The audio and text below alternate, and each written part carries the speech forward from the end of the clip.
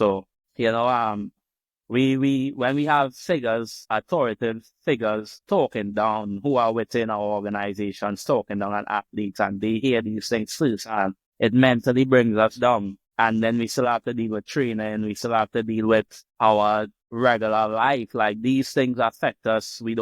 Sometimes we don't even have people to talk to, and then we still have to go out there and perform. So there's a lot that athletes have to deal with on the whole. So sometimes what we would actually want is just we represent to the best of our ability. We just have the support of our country. We just want that support.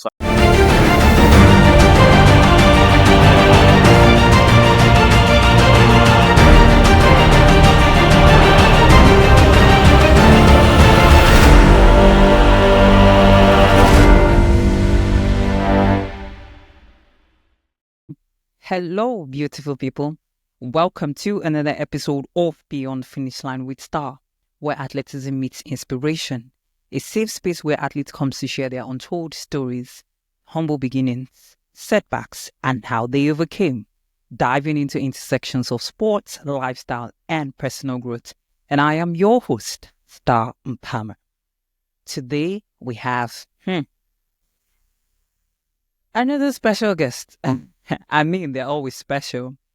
Today's guest happened to be a Carifte champion, a CAC champion, top 8 at the World Youth Championships, top 8 at the World Under-20 Championship 2014, North and Central American Championship bronze medalist, a 6-time All-American, a 5-time national champion. Oh my goodness. He is from Trinidad and Tobago, a small island, but has done a lot, I must say. He is none other than Jonathan Farinha. Hello. Hi, Jonathan. How are you this evening?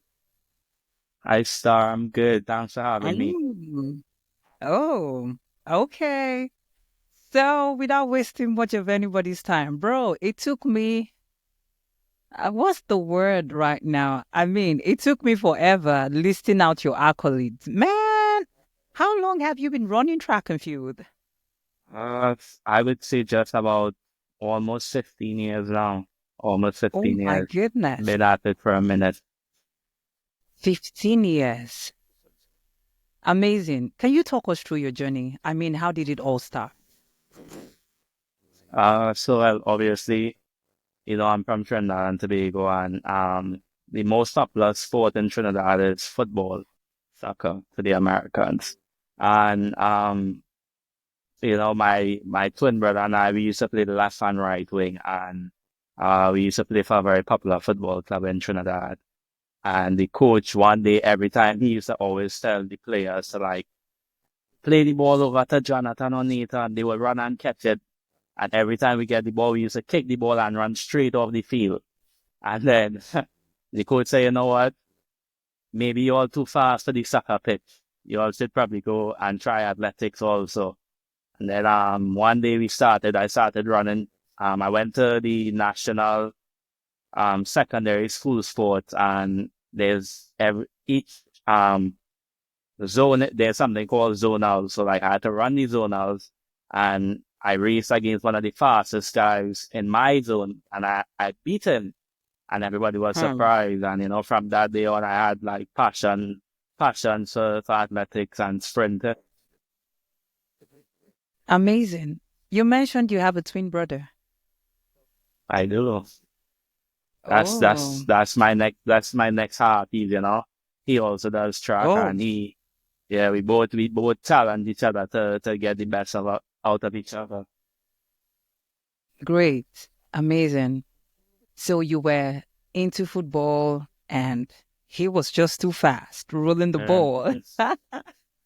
Yeah. Great. Pretty much. Okay, so have you always been in the United States, or did you move down here from Trinidad? I know there's an article online that talked about you having to have schooled in Jamaica and all of that. So did you move from Trinidad to Jamaica and from Jamaica to the United States, or what is it? How it really started for me was that I was one of the top junior athletes in Trinidad. I've always had passions. I always wanted to follow the likes of My very close friend, like my big brother, Dion Lendo, passed away. I always wanted to go to college with him or doing the likes of him, but I decided to do something different. I was given the opportunity to go to Jamaica and train with the likes of Shelley and Fraser Price and Asafa Powell. And as a young upcoming athlete, knowing like, hearing these names, I was very motivated, and it was a big deal for me to just be able to be in an environment like that. Hence the reason I moved to Jamaica and I started going to school and whatever the case might have been. So there and then I was able to like that would have been 2015. I got there and I started training in Jamaica. Okay. So, and that was how it all started for you, training in Yes, Jamaica. And then from there, you moved over to the US. yeah. So from there, from after Jamaica, I moved. It didn't work out the way I wanted it to work out, and I left from Jamaica due to having several years of back-to-back injuries. I moved from Jamaica and I transitioned back into the US. I moved to Florida for a while and I started training with a group in Florida where I was able to find myself back and I was able to get back to where I would usually be at with my sprinting.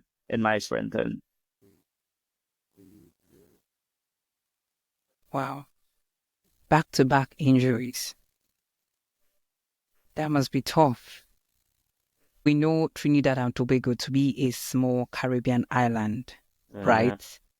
So, looking at what has happened, you were at the Tokyo 2020 Olympics, and there was an interview where you stated that you had to travel down to Bahamas, for trials, just so you can make that particular Olympics. I mean, that was in Tokyo 2020.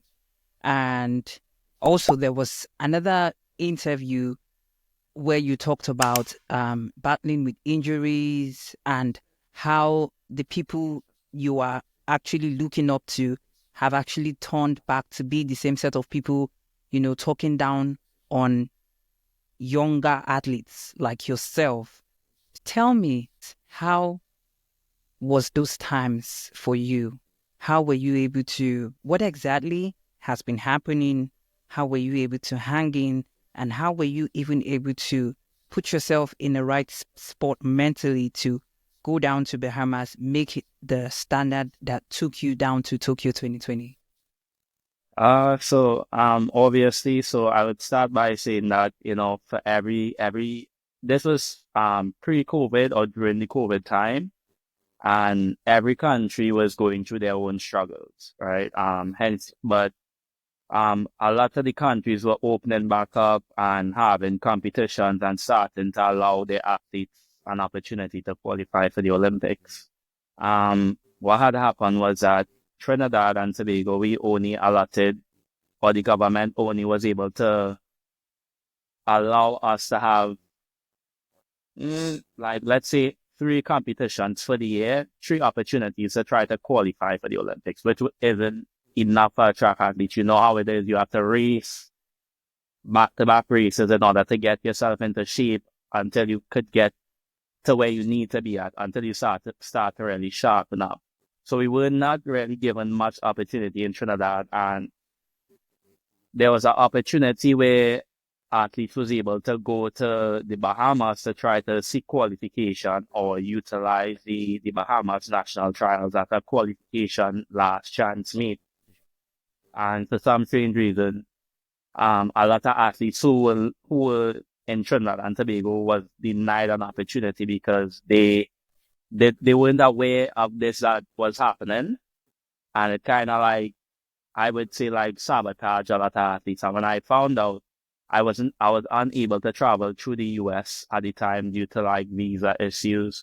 So I had to find a different route to get myself to the Bahamas, and I took 5 flights. I flew from Trinidad to Guyana, Guyana to was it? I think it was it Dominica Republic? Dominica Republic. No, Panama. So Guyana to Panama, Panama to Dominica Republic, Dominica Republic to Turks and Caicos, and then the Bahamas. I got in there the day of competition and I had to race the same day. I had tired legs. I was still able to put myself in a good position to get on to the relay qualifying spot. And yeah, that's pretty much how it happened for me. And as you mentioned, the stuff about the article with the people that we look up to and being disallowed the opportunity. We have had well established figures in our association who kind of like disrupted the way forward for a lot of young athletes. A lot of young athletes were sabotaged by these figures in the sense of like they say that they're willing to help and do what is needed to be done. But when the time to actually help, they talk down on athletes and the kind of person I want to be able to advocate for young athletes and help young athletes coming up now so they don't have to go through the things that other athletes in the past wasn't able to do for them. So I'm all about right now kind of like paving our way and helping athletes wherever I could, even if injuries were a major setback for me. If I could guide and help athletes wherever it could be, I would definitely do that. I must say what you're doing is one that is inspiring despite the challenges you have been through as an athlete, a young competing athlete, and trying to also see that you speak out or be a voice for the young ones coming in is one that is impressive, and I must commend you, Mr. Jonathan. But I know this is going to sound a bit controversial. So I think this was last month. Janelle was in a podcast, I think The Simpsons, and while I was watching, she said something about how much the Jamaicans spoke down on her and even threatened her life. And on the 11th of August, you put out a post, an emotional post on your Facebook page where you stated how much people who you looked up to, who were your mentors and all of that, have talked down, and which you also mentioned now. So I want to ask, is this a thing for the Caribbeans? No, because it's looking like it's you. It's I don't know. I don't know. I'm not.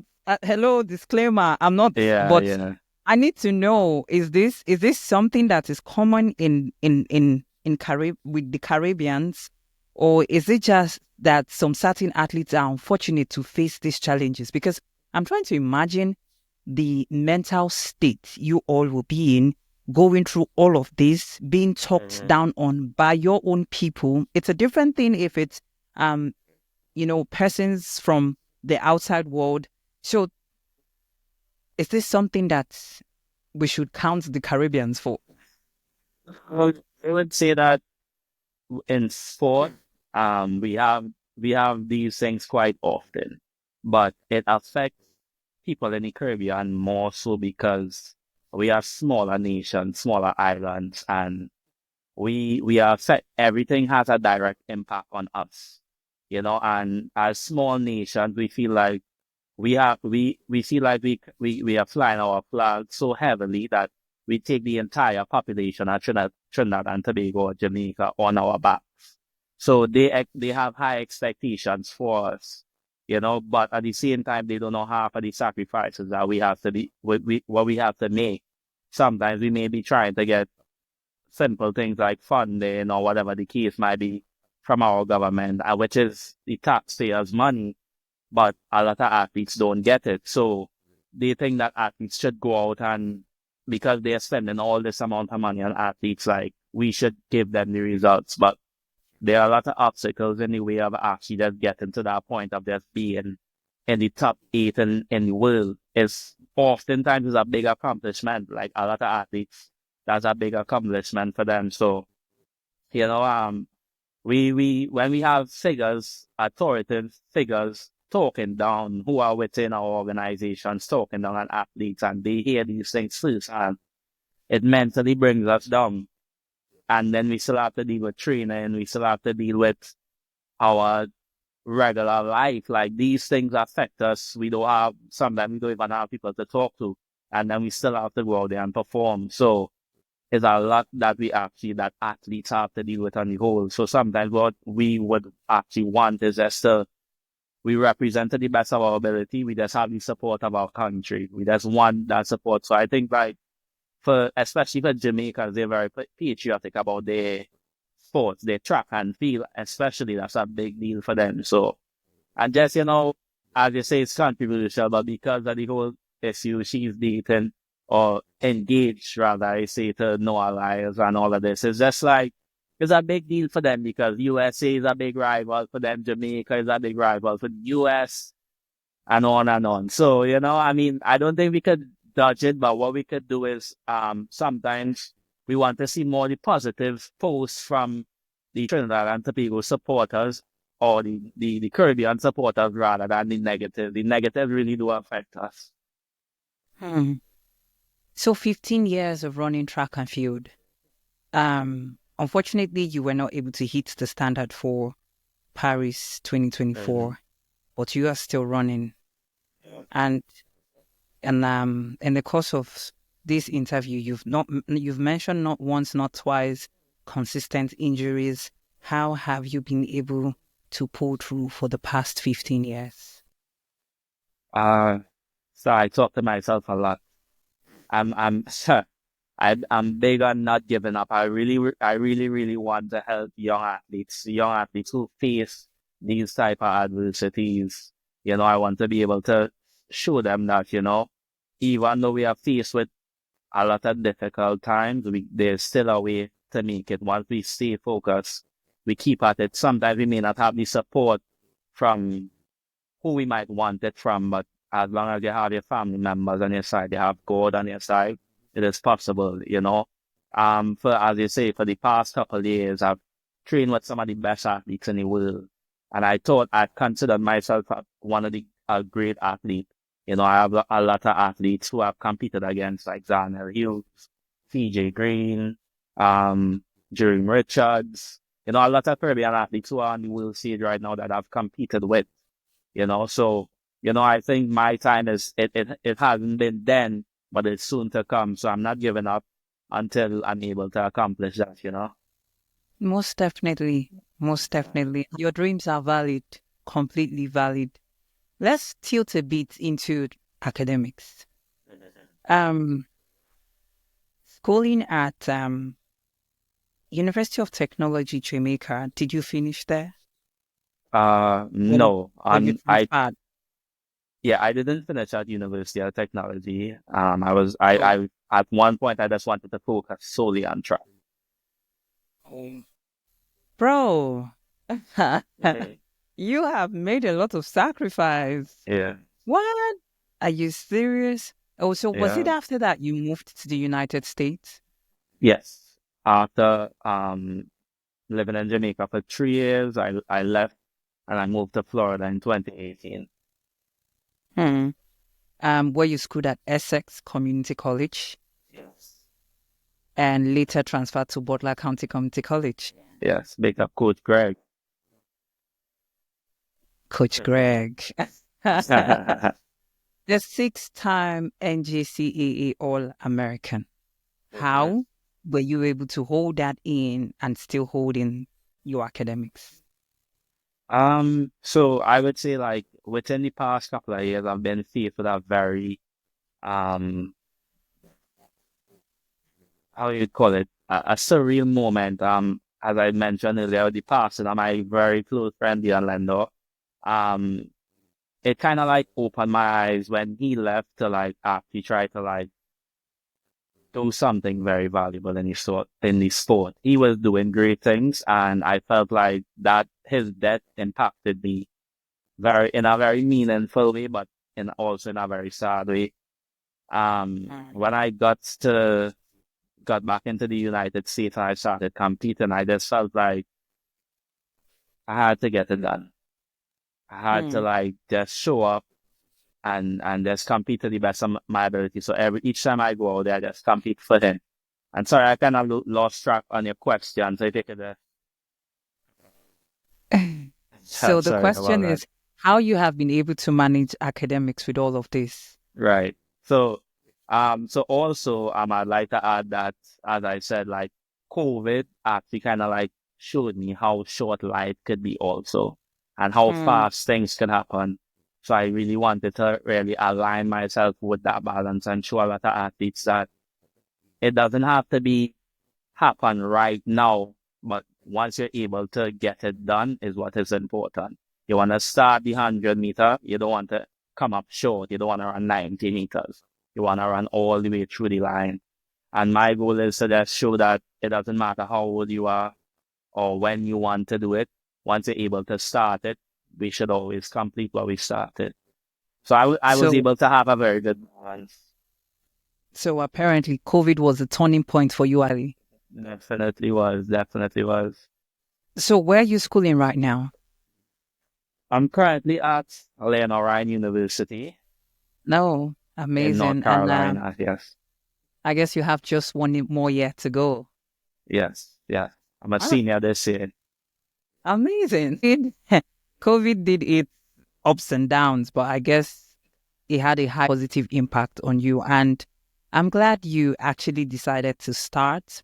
Mm-hmm. Um, it's inspiring, I must say, Jonathan. It is. It is really inspiring. So Thank tell you. us, right? Tell us. Outside track and field, what else does Jonathan do? You Well, mentioned you have a twin brother. Can you talk yeah, us a bit on how the relationship of having a twin has been for you? it's been great.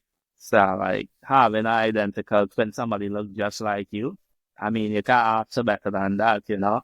But we have a very Aw. close relationship. I try to push him where I could. He pushes me where I could, and every time I come, we are very competitive. So, excuse me.